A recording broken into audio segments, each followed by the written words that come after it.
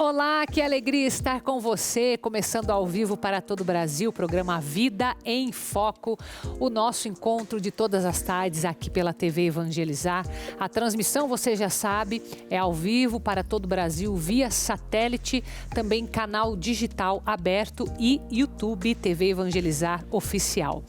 E hoje é dia de Nossa Senhora de Fátima, por isso nós teremos também o nosso momento de homenageá-la. E você vai conhecer uma capela aqui no Brasil, que fica no Rio de Janeiro, que é uma réplica daquela que tem lá em Fátima, Portugal, a mesma das aparições. Já já você vai conhecer. E nós vamos falar sobre tudo que nós podemos evitar de doenças ou ter de saúde por meio das nossas mãos. E de uma forma muito natural, porque vou conversar com o Dr. Júlio Luckmann, que é naturopata. Então fique comigo, que está começando o programa A Vida em Foco.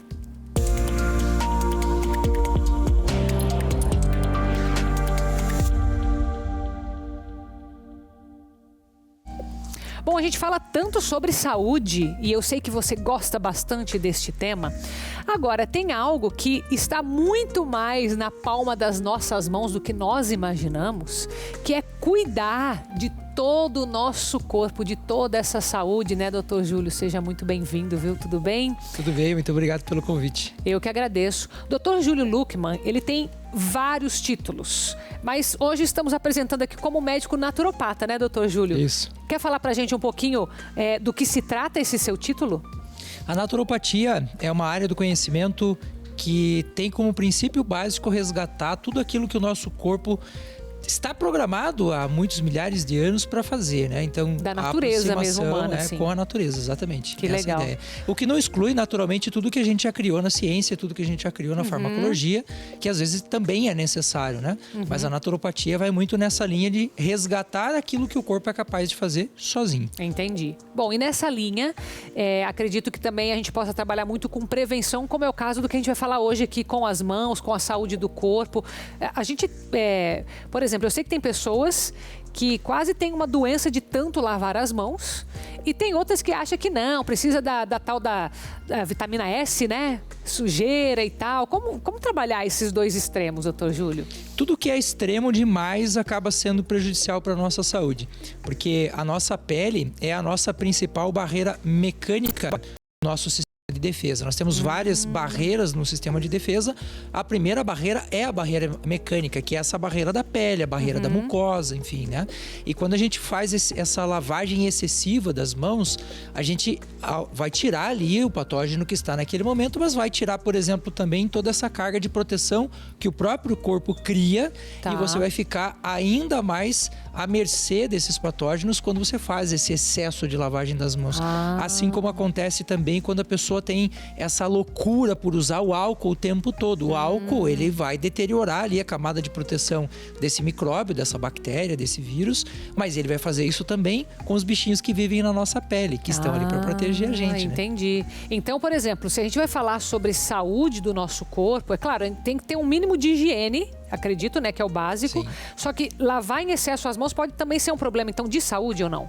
Sim, várias bactérias que estão na nossa pele, elas fazem um processo que nós chamamos de simbiose. Elas vivem ali, elas pegam carona com a gente e ao mesmo tempo elas fazem esse papel de proteção, assim como acontece no nosso intestino.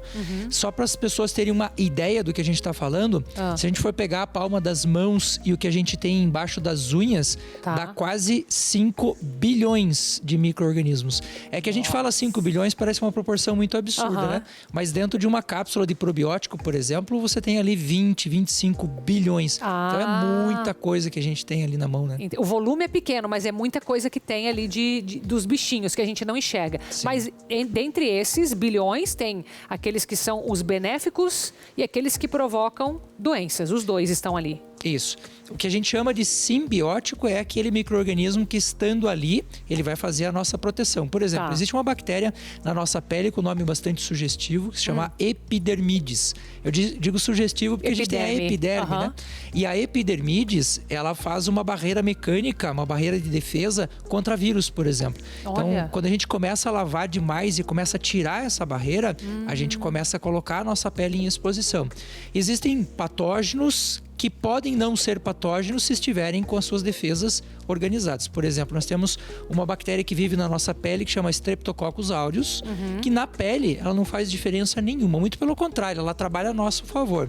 Agora, se eu tirar a proteção da pele, ela pode causar uma infecção. Nossa! Uma coisa muito comum que as pessoas acabam fazendo é quando você faz aquela coçada básica, Tá. e sem pensar a gente põe o dedo no nariz ou coça os olhos. A Streptococcus aureus, ela pode causar uma infecção no nariz, pode causar infecção nos olhos.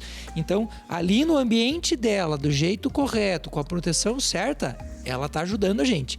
Tirou a barreira, ela passa a se tornar um inimigo. Tá, mas então agora você está falando, doutor Júlio, de alguns hábitos que são inconscientes que nós temos. Será que tem algum outro hábito? Você citou esse da coceira, coçar os olhos, acredito que o contato com as mucosas. Tem algum hábito que você fala assim, isso aqui seria interessante mudar esse tipo de hábito, esse aqui não tem tanto problema? Sim, vários desses hábitos que são interessantes. Mas eu diria para você, assim, sem a menor sombra de dúvida, o pior de todos, que está no topo da desgraça mesmo, é o roer unhas. As unhas, por mais que a gente faça uma higiene do jeito correto que é para ser, né? Com sabão, com água, lava-se as mãos. Mesmo que você faça a melhor lavagem do mundo embaixo das unhas, a gente não consegue tirar todos os patógenos. E nós temos alguns vermes, que são vermes que estão aí no nosso dia a dia e que são vermezinhos complicadinhos, como os oxiuros, por exemplo, que são vermes muito pequenininhos, que os ovinhos deles ficam embaixo das unhas. Nossa. A gente sabe hoje que proporcionalmente a chance de uma pessoa pegar uma verminose é muito maior ao roer uma unha do que em qualquer outra forma. A gente sabe que o oxiuro, por exemplo, ele pode estar presente numa alface mal lavada, ele pode estar presente num alimento mal lavado, mas proporcionalmente roer unhas é infinitamente maior. Mas então, por exemplo, por esse hábito poderia ser evitado muita doença? Sim, eu diria que boa parte das gengivites e dos problemas bucais, de uma forma geral, que são as inflamações, infecções bucais, as verminoses, de uma forma geral, seriam bastante evitadas, né? Porque assim, eu entendo que às vezes a pessoa coçou o olho, é instintivo a gente levar a mão para coçar, né? Então, não é uma defesa, mas é uma justificativa para fazer, né? Cocei meu olho e tal. Mas o roer unhas, não há nada que justifique isso. Ele não tem benefício nenhum para o organismo, né? Você não ganha nada com isso. E a gente, às vezes, por causa do estresse, por causa de ansiedade ou por hábitos que não foram corrigidos na infância, né? Hoje a gente vê muito as crianças que chupavam, faziam uso da chupeta, por exemplo, de fazer o uso do dedo, né? Troca a mesma coisa que roer unha ou não? Sim, a mesma acaba porque sendo, está em contato, né? Acaba sendo. Mas, por exemplo, daí se a gente fosse olhar as crianças que comem com as mãos, porque é uma fase. E aí, nesse caso, tem alguma diferença ou não? Não tem. É que essas crianças não têm tanto contato com sujeiras, né? Geralmente nessa fase que vai ali aos seus mais, né? 3, 4 anos, a gente tem um cuidado maior. A gente está num ambiente geralmente mais higienizado, enfim, né? O adulto não. Imagine você que de sair da minha casa, quantas portas eu toquei, quantas maçanetas eu toquei. E esse tipo de hábito é o hábito que a gente vai adquirindo e com um trabalho psicológico, com uma conscientização, com um treinamento, a gente consegue mudar, né? Existem outros hábitos muito interessantes, sabe? Como ir ao banheiro, por exemplo. A maior parte das pessoas sempre pensa em lavar a mão após ir ao banheiro. Eu vi esse teu vídeo. E a contaminação é muito maior. A gente hoje tem muitos problemas de contaminação genital por não lavar as mãos antes. O que faz total sentido, né? Na verdade. É uma coisa que eu já tinha me perguntado, só não tinha resposta. Aí depois você acho que leu minha mente e foi lá responder. Interessante. É que agora eu tô pensando aqui na questão das mãos, né? Quantas doenças a gente poderia... Eu vou te perguntar depois as doenças que a gente poderia evitar e tal. Mas, por exemplo, um hábito que não tem a ver com o roer as unhas, mas o comer com as mãos, por exemplo, um petisco ali que eu sei que isso se perdeu um pouco durante a pandemia, mas as pessoas ainda têm isso dentro das famílias. Ou sei lá, é um pacote de salgadinho que não deveria estar comendo, mas enfim, já que está falando sobre isso, né? E aí, o raciocínio seria deixar de fazer essas coisas? Sim, existem algumas questões envolvidas na alimentação. Por exemplo, a alimentação, uma salada, por exemplo. Uma salada que tem um vinagre e você pega a salada e eu, de fato, às vezes faço isso, né? Tô pega ali na com mesa a mão ali e tal. Pega e come. Só que o vinagre, ele é um antisséptico natural. Então, por mais que a gente esteja com as mãos contaminadas, você vai fazer uma asepsia. O sal faz isso também. Então, para aquelas situações em que você está comendo, por exemplo, uma fruta, E essa fruta, ela não tem nada, ela não tem nenhum antisséptico. Então, nesses casos, a gente aumenta muito a probabilidade de contaminação. Então, lava-se a fruta, lava-se as mãos e aí a gente pode comer. Não é que não possa comer com as mãos. Existem povos que as pessoas só comem com as mãos, né? Mas a gente também vai acompanhar doenças que estão ligadas a processos infecciosos de contaminação das mãos. Países como a Índia, por exemplo, são campeões nisso, né? Entendi. Então, vamos falar um pouco de quais doenças estão relacionadas a essas que são transmitidas pelas mãos. Eu diria assim, 3 grandes categorias que nós temos aí. São as doenças de infecção dos olhos, a maior parte delas, conjuntivite e tal. Nós temos as doenças de infecção de boca e lábio, que a gente tem muitos casos assim, e todo o processo de doenças que a gente estava falando agora, genitais. Porque assim, quando a gente vai falar de uma doença de boca, como a gengivite, alguma coisa assim, as pessoas falam sobre isso. As doenças genitais, as pessoas não falam sobre isso. As pessoas têm vergonha, né? Quando muito, vão falar com o médico. E às vezes nem com o médico. E algumas doenças, como é o caso da candidíase, por exemplo, elas não afetam tão diretamente os homens. Elas vão acabar afetando mais as mulheres. Então, o homem ele acaba se tornando um vetor de transferência desses patógenos para as mulheres, seja pelo abraço, seja pelo carinho, seja pelas ações conjugais em casa, enfim, né? E às vezes, nas palestras, quando eu falo sobre candidíase, por exemplo, as mulheres sempre estão muito atentas. Os meninos falam, não, isso aqui não tem nada a ver comigo. Na verdade, tem sim, porque a gente acaba se tornando um vetor. Então, esses 3 grandes conjuntos de patologias são as que mais a gente tem evidência. Mas existem outras. Essa doença de pele do coçar com as unhas acontece muito. A gente tem muita transmissão de fungo de unha, porque você está com a mão contaminada e toca os lugares, enfim. Mas esses estão os 3 que eu destacaria assim com mais evidência. E tem alguma doença que seria mais da parte imunológica, tá certo, né? O que eu falei. Sim. Uma doença mais grave, alguma coisa que possa ser uma consequência indireta. Existe isso pelas mãos também ou não? Tem. A gente sabe hoje que a candidíase, os fungos de uma forma geral. O fungo, ele é um bichinho bem complexo da gente conseguir lidar com ele. É diferente de uma bactéria. Ele é bem resistente também, né? Muito mais. Muito mais. E hoje a gente tem muitos casos de câncer, por exemplo, sendo causados por candidíase. Nossa. Que é um fungo que fica quietinho. A gente tem muito problema de casos de câncer de pele causados por cândida. Porque sempre que a gente pensa na candidíase, a gente está pensando naquela candidíase sexual. Mas na verdade ela está no cabelo, ela está no lábio, ela está nos olhos. A gente tem candidíase no ouvido, a gente tem candidíase na pele. E esse bicho ele vai ficando ali, aquela coceirinha que a gente não dá bola. E o fungo, ele tem uma habilidade, porque ele produz muitas toxinas. E essas toxinas presentes por muito tempo, quando você tem uma imunidade baixa, ele aproveita para aparecer. E muitas vezes acaba fazendo, por exemplo, com que você crie ali um problema no seu DNA que leva ao surgimento de uma célula cancerígena. E aí, com a baixa de imunidade, isso se torna um problema. Entendi. Tem algum produto natural que ajude a combater? Existem vários produtos. Eu quero sempre falar para as pessoas assim, para que a gente possa ter um contexto e poder entender o contexto. Então eu digo sempre assim: se você não tiver outra opção, use o álcool. O álcool ele é garantido cientificamente. Se não tiver outra opção, porque Exatamente. ele também vai tirar as barreiras naturais. Exatamente por isso, porque ao tirar as barreiras naturais, você vai matar o bicho, mas vai ficar sem as barreiras, né? Hoje, por exemplo, já é padrão em vários hospitais e várias unidades de atendimento a gente fazer a lavagem das mãos com sabão. Só. Lavagem mais nada. Mais simples do que a gente pensa, né? Às vezes. E produtos naturais, como óleos essenciais e óleos vegetais, são extremamente interessantes. Porque a nossa pele, ela tem uma barreira de gordura que é uma barreira mecânica, assim como as bactérias que eu falei antes, né? E essa camadinha de gordura, a gente ao lavar acaba tirando. Então, por exemplo, um óleo de semente de uva, um óleo de abacate, numa situação em que a pessoa não tenha nenhum desses, até um azeite de oliva, um óleo de coco que a gente tem em casa. Ajuda também. Ajuda muito. E aí, se você conseguir colocar um óleo de eucalipto, um óleo de melaleuca, que são substâncias antissépticas naturais, e até mesmo chás, né? Como o chá do eucalipto, a gente tem hoje tratamentos dentro da naturopatia para fungos com a casca da aroeira, por exemplo. A aroeira é sensacional. Chá verde, até a erva mate também. Olha só. Interessante, muito interessante. Doutor Júlio, agradeço, viu, a tua visita aqui. Muito obrigada, seja sempre bem-vindo e nos ajudou muito, com certeza. A gente sai para um intervalo, na volta nós vamos conhecer mais sobre aquela réplica da capela de Nossa Senhora de Fátima que nós temos aqui no Brasil. Então, por enquanto, saímos com imagens ao vivo de Umuarama, no Paraná, canal 24.1. E a paróquia São Francisco de Assis foi a primeira igreja fundada na cidade, no ano de 1961. Volte comigo.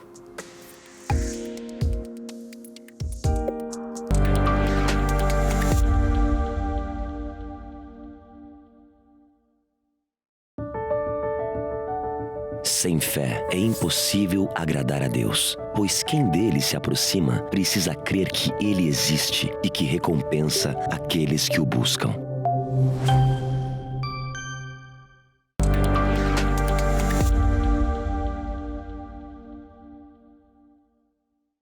E você que me acompanha de todo o Brasil nesse dia de Nossa Senhora de Fátima, eu quero pedir a sua ajuda de forma especial, porque nós estamos acompanhando quanto os nossos irmãos do Rio Grande do Sul estão sofrendo e ainda com previsões de chuva em muitas regiões.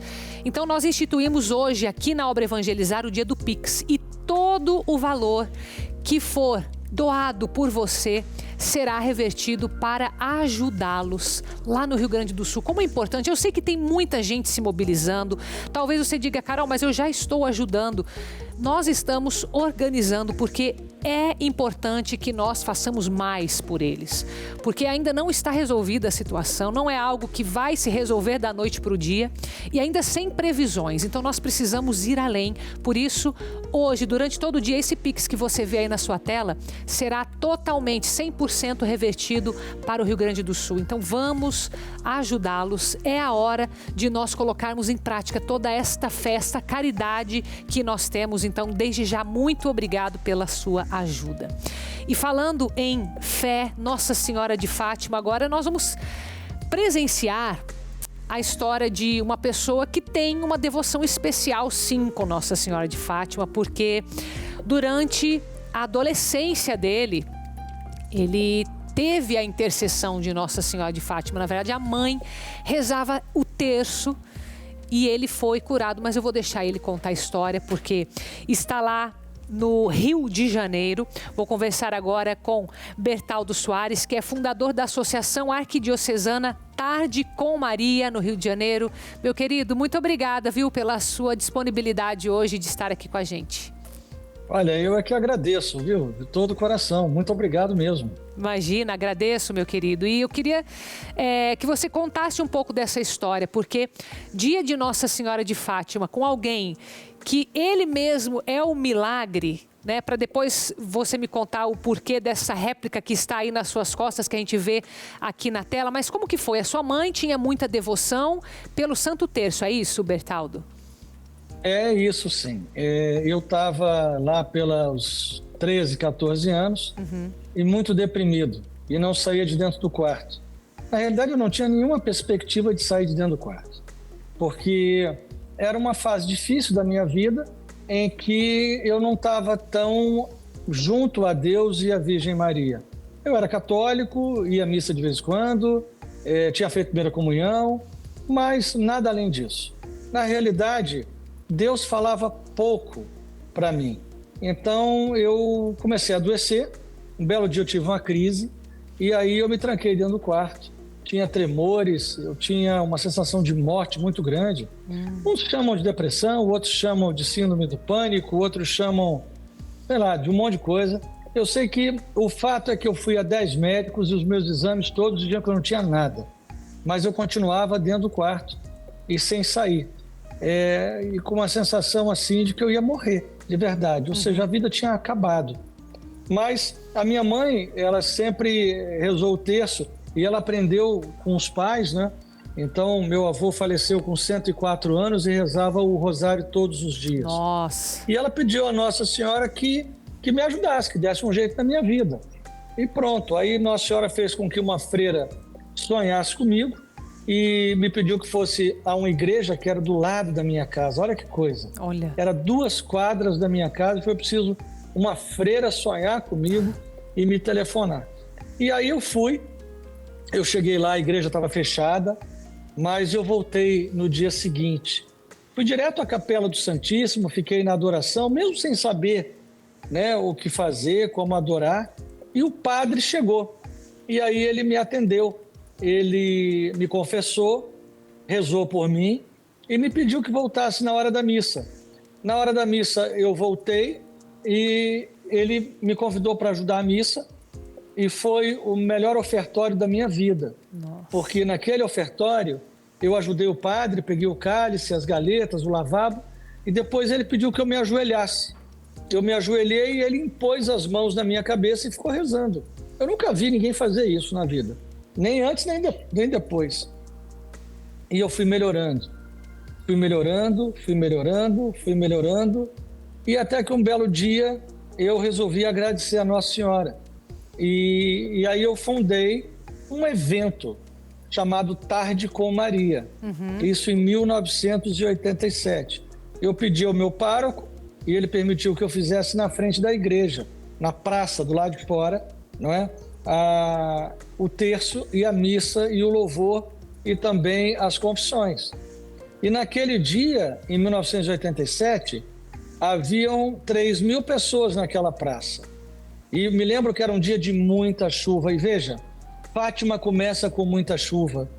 Fátima, a descrição do Milagre do Sol é lama até o joelho, né? E que depois secou por conta do Milagre do Sol.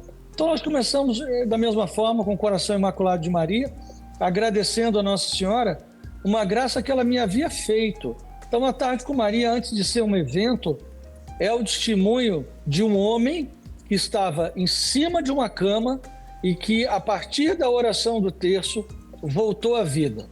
Então, assim, podem dizer o que for, mas eu sei o que eu sentia, eu sei a ausência que eu sentia de Deus no meu coração e eu sei o que aconteceu a partir da oração do terço. Então, a oração do terço, ela é possível a todos, ela é comum a todos, né? Em muitos lugares, por exemplo, aqui na cidade do Rio de Janeiro, nós temos a graça de ter 4 missas por dia aqui na Capela das Aparições. E essa capela é a réplica, né, que está aí atrás. Essa aqui, que está aqui atrás de mim. Essa é a réplica exatamente igual à réplica a capela que está em Fátima. Ela foi executada com as plantas que vieram de Fátima. Nossa. Não tem nenhum milímetro dela diferente de Fátima. Nem altura, nem largura, nem profundidade, nem altar, nem trono, nem ambão, nada, absolutamente nada. Então você construiu essa capela como também uma forma de agradecimento? Foi isso? Essa a tua intenção ou não? Essa história é um pouco mais longa. Quando a Tarde com Maria, quando eu fiz a Tarde com Maria e pensei que já tinha agradecido, né? Que não precisava fazer mais nada. Nossa Senhora nunca deixa a gente assim, né? Então, eu estava com o Padre Gobi lá em Copacabana, que ele foi visitar. O Padre Gobi é o padre que era do movimento sacerdotal mariano.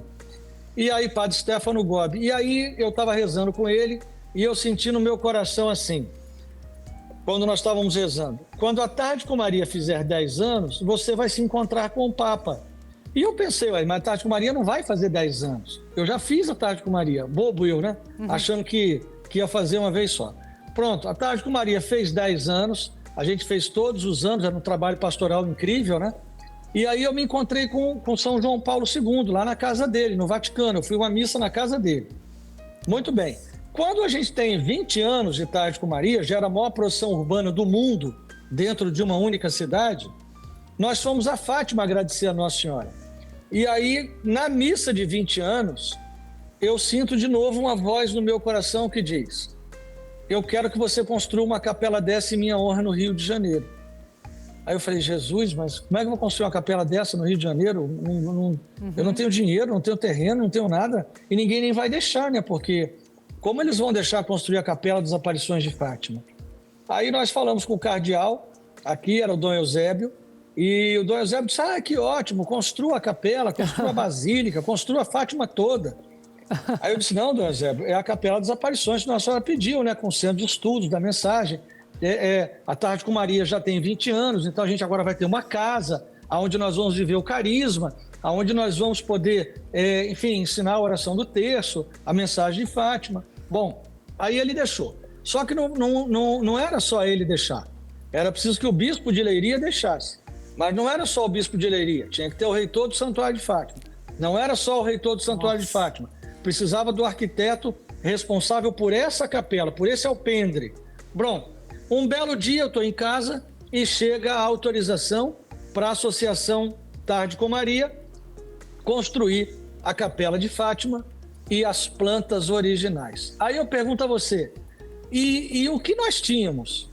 Nós só tínhamos, que é muita coisa, a Ordem de Nossa Senhora. Porque nós não tínhamos terreno, nós não tínhamos dinheiro, nós não tínhamos absolutamente nada, nenhum parafuso. E aí a gente começou, né? Eu arrumei o terreno, e aí começamos a andar. Para cada 10 portas que nós batíamos, nós levávamos 10 portas na cara.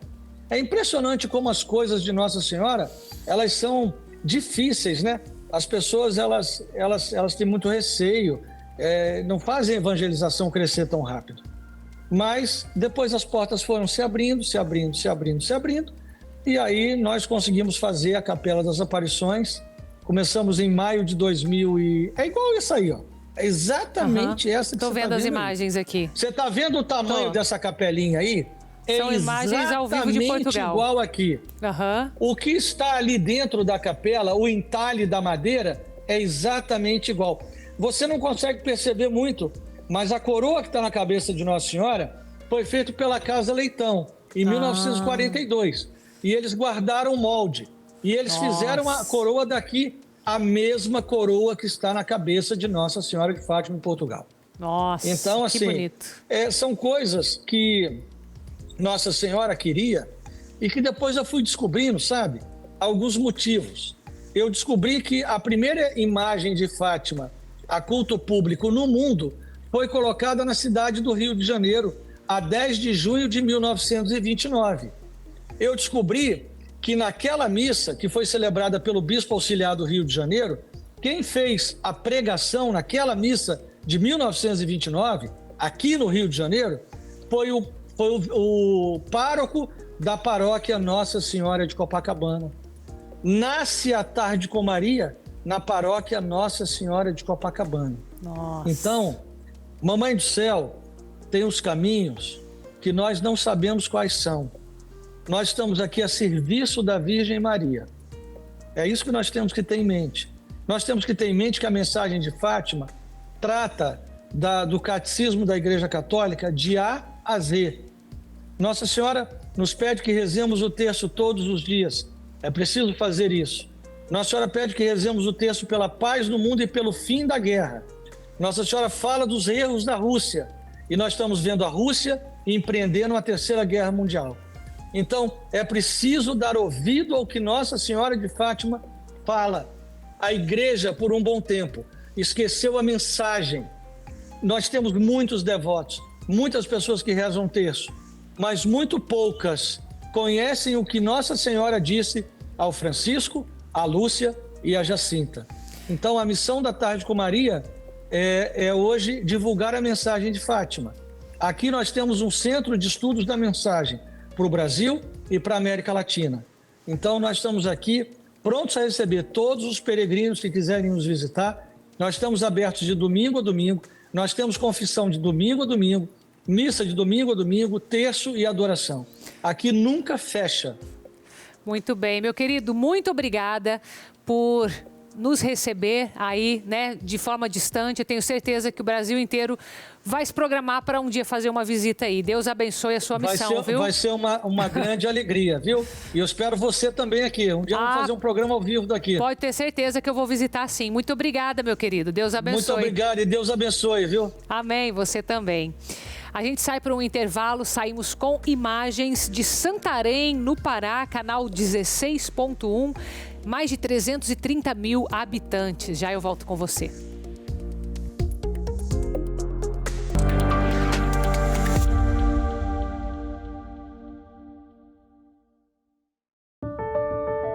Bem-aventurados sereis quando os homens vos odiarem, vos expulsarem, vos insultarem e amaldiçoarem o vosso nome, por causa do Filho do Homem. Alegrai-vos nesse dia e exultai, pois será grande a vossa recompensa no céu.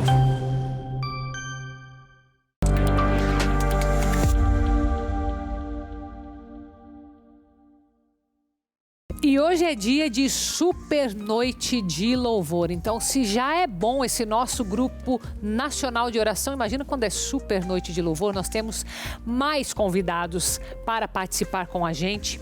Estamos vivendo as 7 semanas de cura e avivamento pelo poder do Espírito Santo. Essa é a 4ª semana e hoje Padre Christian Shankar, junto com a irmã Zélia, vão rezar pela cura de traumas, medos, complexo de inferioridade. Então você acompanha a partir das 6h40 aqui do Anfiteatro de Jesus das Santas Chagas e também pela TV Evangelizar para todo o Brasil, ao vivo, a partir das 19 horas. Então, permaneça conosco. Estamos com uma programação especial de Nossa Senhora de Fátima. Então, 18h40, noite de louvor. Amanhã, no programa Vida em Foco, nós vamos falar sobre a saúde bucal, de gengiva e teremos também dicas para as mães que querem conciliar esse papel tão importante com a carreira. Então, eu espero você às 3h30 da tarde. Continue na nossa programação.